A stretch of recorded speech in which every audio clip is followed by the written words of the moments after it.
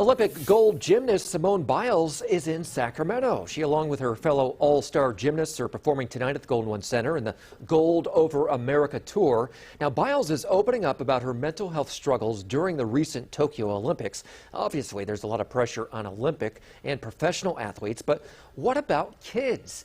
Now, we're getting answers this afternoon with Dr. Diane Powell. Yeah, thanks so much for joining us, Dr. Powell. You know, many say Simone Biles really set an important example for young athletes, opening up about her struggles. Are mental health concerns a growing issue among young athletes?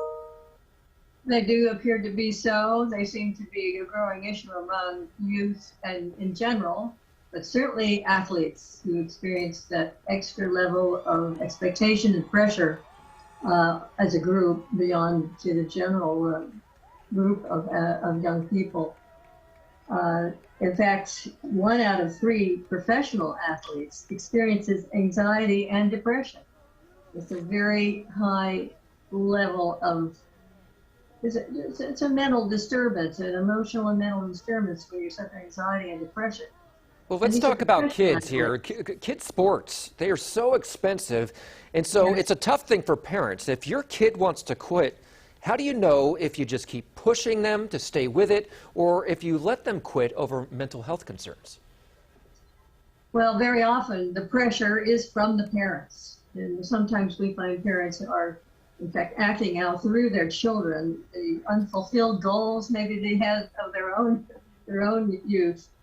Which of course is their problem, and now they're trying to make it a problem that their children should solve for them. So how do you know as a parent when it's getting to be too much? Usually the kids will tell you. In fact, 70% of youngsters bow out of competitive sports by the age of 13.